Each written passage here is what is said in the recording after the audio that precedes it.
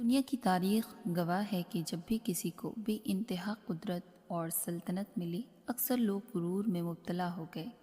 لیکن اللہ تعالیٰ نے ایک ایسے بادشاہ بھی پیدا کیے جس کے پاس قدرت بھی تھی اور بندگی بھی۔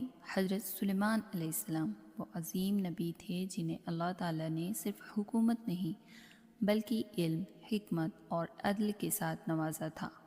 ان کی سلطنت کا دائرہ صرف انسانوں تک محدود نہیں تھی بلکہ پرندوں، جانوروں، جنات اور ہوا تک ان کے حکم کے تابع تھی۔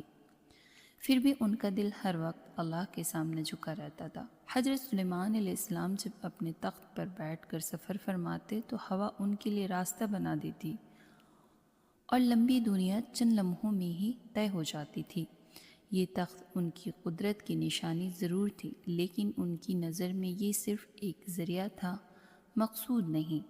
وہ ہر کام سے پہلے اللہ کا شکر ادا کرتے اور یہ یاد دلاتے کہ یہ سب کچھ میری طاقت سے نہیں، میرے رب کے فضل سے ہے۔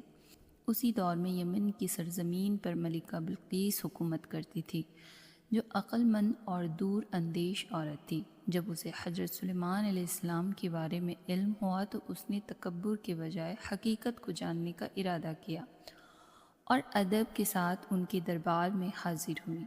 دربار کا نظام، ڈسپلین اور نور دیکھ کر اسے محسوس ہوا کہ یہ حکومت صرف زمین کی نہیں بلکہ اللہ کی رحمت سے جڑی ہوئی ہے۔ ملکہ بلقیس نے حیرت اور تجسس کے ساتھ حضرت سلیمان علیہ السلام سے ان کے اڑنے والے تخت کے بارے میں سنا اور کہا کہ یہ دنیا کی ایک عظیم نعمت ہے۔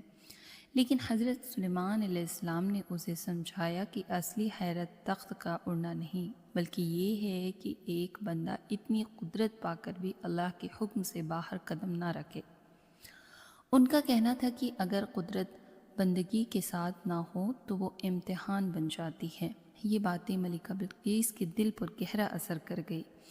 اس نے سمجھ لیا کہ اصلی کامیابی سونے کے تختوں میں نہیں بلکہ اس رب کو پہچاننے کو عطا کرتا ہے۔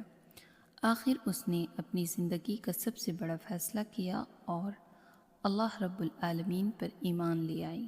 اس طرح یہ واقعہ ایک بادشاہ کی کہانی نہیں رہتی بلکہ یہ پیغام بن جاتی ہے کہ جسے اللہ بلند کرتا ہے وہ اپنے آپ کو چھوٹا سمجھنے لگتا ہے۔